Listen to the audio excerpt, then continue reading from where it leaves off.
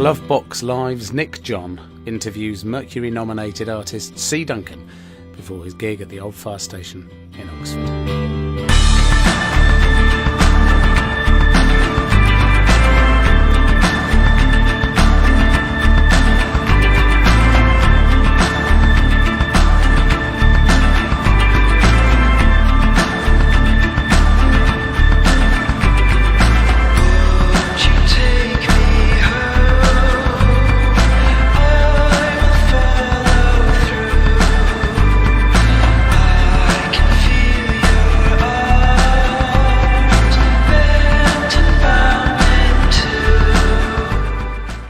We're backstage at the Old Fire Station in Oxford with C Duncan, whose debut album Architect was nominated for the 2015 Mercury Prize. That must have been fantastic, Chris. It was, yeah, it was a complete surprise. Yeah, okay. Tell me how, I don't know, how do you get nominated? What, did somebody put you forward? Or Yeah, so basically it's record labels put forward artists that they, that they think might get nominated for it, and amazingly, my record label, they've been nominating. This is Fat Cat, yeah. They've been nominating people for years and years, and no one's ever been nominated for the Mercury. So they thought, right, we're not going to do it. That's it, and they weren't going to put my album in. And it was my publisher that said, no, you have to put it in, you must put it in. They were like, oh, we don't really want to pay the fee, so they're just going to come back and... Oh, I see, you have to pay a fee. Yeah, I think it's about 300 quid. How reassuringly modern. Yeah, I know. How typical, yeah. And just as well, my publisher said, put it in, because otherwise they would have been, and you presumably were stunned, weren't you, when you got the call that said, yes, they've taken it and been running with it. Yeah. How did that change your expectations of what you thought the album might do? I thought it was going to be, debut album with, Fat Cat are amazing, but they're a small label, they're independent. I thought, maybe sell a few hundred CDs, and then the next album, maybe, a few more, get a few more fans, and it kind of gradually build up. But with something like the Mercury, it's overnight, so many more people are listening to the album, because it's such a kind of highly regarded... so it completely raised your profile. It did, yeah. Yeah, absolutely, and presumably things have fallen into place since then, and everything. And once you've got that attention in the mainstream audience, presumably it picks up through social media and touring and word of mouth and all the rest of it, and radio. And stuff. You've done a lot of radio, haven't you? Yes, we have. Yeah, I mean, Six Music have been, BBC Six Music have been behind me kind of all the way, which has been great. But again, something like the Mercury, you're on across all the BBC radio channels and various other things, Amazing Radio, everything. So it was great for exposure. And presumably it snowballs. So the fact that you've been Mercury nominated means it's a lot easier to get sessions at radio and TV and stuff like that. Yeah, absolutely. And bookings, live bookings, presumably as well. Which is very nice. Yeah. Well, I know you've sold out tonight, for example, here at Oxford. So that must be great. It is. Yeah, it's great. Yeah, it's fantastic. Yeah, super. I read somewhere on a YouTube clip, I think, that someone described you as the Fleet Foxes on morphine, which I was slightly puzzled at. I kind of tried to work that one out, but listening to your stuff, I've not quite made that jump to sort of Americana lo-fi. Yeah, that's great. To me, your music is, I hate to say English pastoral. Yeah. You're a Scot, Scot? Yes, yeah, absolutely. But to me, it's homegrown. I hear more Talk, Cocteau Twins, St Etienne, people like that in the way that you compose. Would you say that's fair? Or? Yes, certainly. It doesn't ever go into the Americana thing at all. So I can see the Fleet Foxes comparison because it's vocals. I think it's in the vocal side, isn't it? Yeah, there's lots of layered vocals. But then a lot of people do that. I mean, even someone like Sufjan Stevens is vocal. Layered as vocals, but they just kind of picked up on the Fleet Foxes thing. But yeah, I mean, it's. I listen to a lot of American music, but I think my music does have a British sound to it. Would you take me home to what I knew? You can hear my heart and sold by yours. We'll safely get home, the last chance for all. Now, what are your influences then? Going back into music, what are your influences? I listen to an awful lot of music, from classical to jazz, contemporary stuff, and it all kind of filters in a lot of French kind of late romantic music. That's why I love these kind of lush harmonies. Yeah. That's where all of that comes from. Do you start from a vocal standpoint, or do you start from the music? I usually start from a melody standpoint, that's usually the vocal melody, and then kind of layer up. I thought for me you were going to sit on the fence there, you know, a melody. I was going, but a vocal melody. Yeah. So you get that melody, and when you've got a good melody, do you then do you work out whether it's a vocal or piano or guitar or something, or does it just fall into place? It's usually vocal melody. Most of my music, and certainly on Architect, it's the vocals are the bit that are doing all the melody stuff, and the rest of it is accompaniment. It's they don't really, I guess they don't interact in a way where the melodies intertwine between guitar parts and stuff like that. It's very much the vocals do the lead melody part, because whenever I listen to music I always listen to the vocals. What's the top layer? Well, it is, and it's human voice. It's the kind of bit you connect with, so that's why I wanted all the kind of big melodies will also be done by voices. Yeah. And you recorded Architect in your home studio? Yes. How long did it take?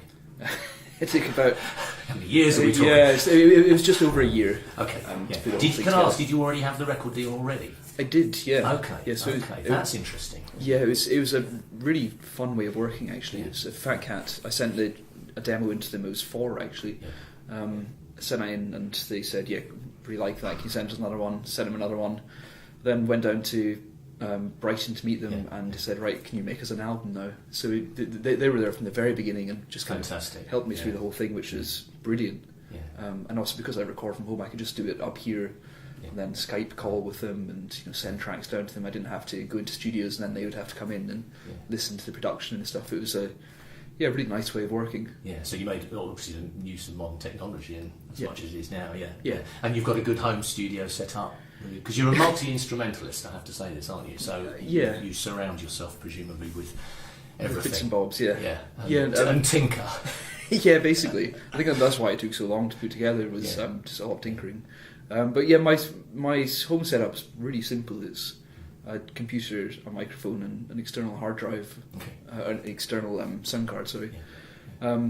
So yeah, it's very, very basic, but it does the job. So falling high again in the aiding tar. So stall the light and speak to me in the car. Say something to stop the sound of the siren call. When you work on your own, is it difficult to apply your own artistic criteria to your work, or does the label, do the label send things back saying, we don't quite get this one, or we don't quite like that one? No, they Fat Cat were they're really interested in all of it. They from the moment they wanted me to write an album, they just really left me to it. I would send stuff, and they give me feedback on the production side of things, but they wanted me to have as much artistic license, or to do whatever I wanted to do, which was it was great. And when I was making the record, it's definitely a collection of songs. It's not a kind of album with a theme going through it. It's me trying out different styles, trying to find what I like doing. And I enjoy doing it all, but it's But I suppose with the first album, yes, you are. You're learning as well, aren't you? You're almost creating your own template. The bits. So presumably there's bits that you go, no, that's not, or it doesn't fit in, or it's not quite working. Well, absolutely. Well, I've actually just finished a second album, and it's funny listening back to the first record, because some of it applies, but some of it I've moved so far away from now. But it was great to. I think a year's pretty good going, actually, by modern standards. Yeah, probably is. Because again, you have to, you have to say, okay, I've got to stop now, haven't I? There's a point where you stop, and you say, this is it, this is the finished work. Well, that was a difficult bit, actually. Was I just kept writing and writing, and there's about 25 songs for the first album. Save something for the difficult second album, I believe. Which I didn't. I started from scratch. Oh yeah. Yeah, just got loads of B-sides for the first album and loads of extra bits. Yeah, that's good. And how did you? Obviously, I know your parents were both classical musicians, and I know you studied at the Royal Academy in Scotland. Is that right? Yeah. So, why did you choose to go into contemporary music rather than classical, or to write in that area? Then, let's say. Yeah, I whilst I was studying classical and whilst I was at school as well, I was always making kind of pop music, I guess.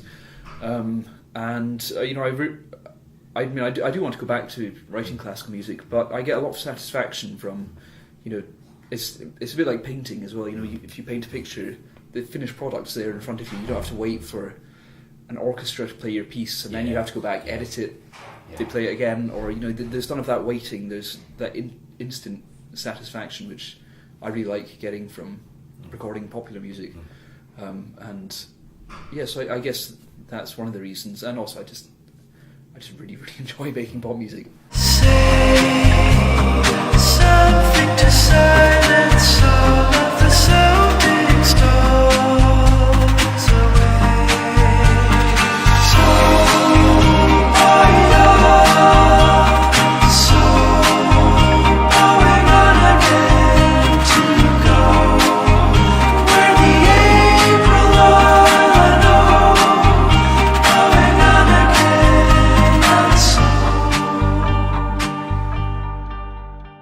Bear in mind you've worked on your own and everything, so you've obviously got your band now. How does that work in taking what you've done as a one-man show in your album, taking those parts, making new arrangements and stuff for musicians? Yeah. How many in your band? There's 4 of us. Okay, Yeah. that's right. Okay. So yeah, it was. Was that easy or hard? It was very difficult to begin with because I did the whole thing the wrong way around. I think because I got signed so early on, I made the album without having to do any gigs. So by the time the album was finished, months after, I still hadn't played. So you didn't have to drive around Darlington in the back of a van. Then. Oh, well, lucky you. Yeah, well, yeah, absolutely. Cheat. It was great until I had to get a band. Yeah.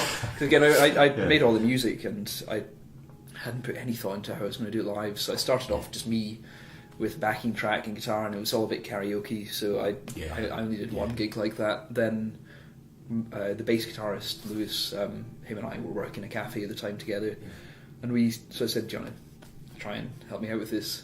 And we tried that, and it wasn't quite right. So then Finn joined, the keyboard player, and we had a backing track with drums, and it was gradually getting there. And now finally we have a band, and I've arranged it in such a way that all the kind of important parts from the songs, of course, you can't have all the vocals or all the guitar parts going on, but with a lot of tweaking and having a good band, we've managed to create something which is similar to the record when done live, but it's definitely got a kind of earthier kind of live feel. You know, it sounds like a band. You've got a band, you want to use them, don't you? Yeah. So I mean, and let them play to their strengths, isn't and the guys follow this and don't move. The guys sing non-stop as well. It's tiring for them as it is for me, which is fun. But great fun. So you're doing the back of the band thing now, really? Then, aren't you? Yeah, we are. Yeah.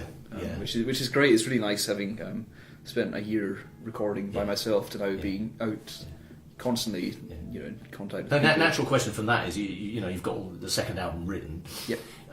Are you going to use live musicians in the studio, or are you going to stay at home? And it's recorded, the whole thing. Oh, okay, Yeah. okay. I finished a couple of weeks ago. With the band members, or? No, it's another. It's. I mean, the C Duncan thing is just. I'm keen to keep it just a solo project for now, with a live band. Yeah. But no, I had another bedroom record in me, and also I've upgraded my whole setup, so I wanted to use it and kind of really work on my production and sound. So it's another one that I've done in my flat, but it's just a lot cleaner, and it's. Yeah. When will that be out? Hopefully September, October time. Yeah. But you've got a new EP out, I believe, haven't you? Yeah. So is that to coincide with this tour? Yes. Yeah. No, I thought it'd be nice just to have something. Yeah, something else come out after the album whilst we're touring again. Yeah. So it's got a cover of the Cocteau Twins, Pearly Dewdrops Drops, and a couple of older tracks and then a live track. And some of those B-sides that yeah, probably about another. Waste not, want not. Yeah, another 5 EPs to come out for the next album. Let's get rid of those tracks. And you still, I know you are with these, but you still looking at the hard product thing as opposed to just sort of digital, making things available digitally. The EP's just going to be digital, although hopefully I'm keen to get it pressed on vinyl, but it's expensive. So, but I think if you're touring, isn't it? It's important to have product. Yeah, well, we did that last time. I got the new version of 4 printed on vinyl, and it was great. I loved having it as well. Just, but yeah, my plan is to have as much as I can in physical form because it's so much more fun to listen to. Yeah. And you did all the artwork. You're a painter as well. Yeah. So multi-talented. So you did. Have you done the artwork again for the yes. all the other things that you do, and you'll do it again for the second album? And, yeah. So that's what I'm working on now that the album's recorded. And I'm now getting together the artwork, doing the visuals. Yeah. I've got my paintbrushes out.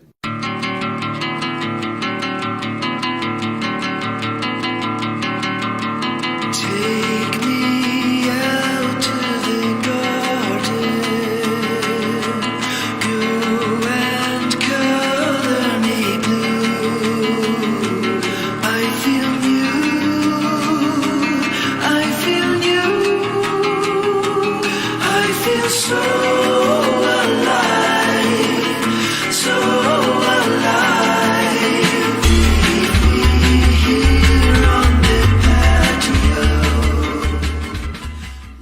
I was going to ask you about sort of art in general because I'm sort of in today's being of older years than you. I get quite cross about how everything is sort of pigeonholed into sort of what I call the X Factor and you know, it's a Saturday night TV thing. And I think it's really important that art in general is allowed to breathe and that people, you know, it shouldn't just be about money and how many of this and that you make or how, it should be allowed to. And obviously a lot of younger people are working with the technology that I don't really get, you know, and things. But I was wondering how you approached art in general in terms of what you do and how it balances out with the income that you obviously have to make from the whole thing.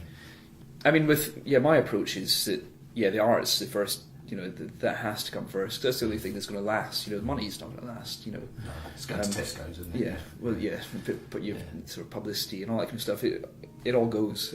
So the most important part is the actual making the art itself good. And then if you get money and fame from it, great, whatever. But again, that's the great thing about working with an independent label like Fat Cat is there are no boundaries. They want each of their artists just express themselves, and then they work with it and see what they can do with it. So that my approach is very much just do what you've got to do to make good art and not make money. And the visual side is as important to you. Yeah, absolutely. Yeah. It is, because that kind of creates an image in your mind when you start listening to something. I thought by now you might be going like, I have no time to paint. I'm working on the difficult second album. Well, I thought it was going to be the case, but it's been an easy ride to this one. Actually, I think because we spent quite a lot of time touring just after the album was out, I was writing a lot of music whilst in the bus. You seem very calm and considered with what you do, you know, and how you do everything. Considering, you know, I mean, with the Mercury nomination, it must have accelerated wildly in terms of, you know, how you were thinking things were going to go. Yeah, I guess a bit. But even before all of that, I'd booked a couple of months off to do the album. So it's so the record label and booking agents have totally respected that. Yeah. So as soon as all the Mercury stuff was over, I just, I had time to not do anything. Yeah. Well, write the album, but I didn't have to go out, and I didn't have a busy, hectic life, for a couple of months after the Mercuries. And now, now we're on the road again. Things are getting hectic again, which is great. But it's nice being able to have these chunks of time to just get on with each thing, rather than having to multitask, which is something Yeah. I'm not very good at. Well, no, I would think you actually are very good at it. It seems to me, actually, you know. you no lines in your forehead yet, no furrows yet. Time will tell, of course, but no, I think that's fantastic. No, it's lovely. It's been great talking to you. Thank you very much, Chris. Yeah, no worries. And that's wonderful, and hope the gig goes well tonight. Well, thank you very much. Thank you. Cheers.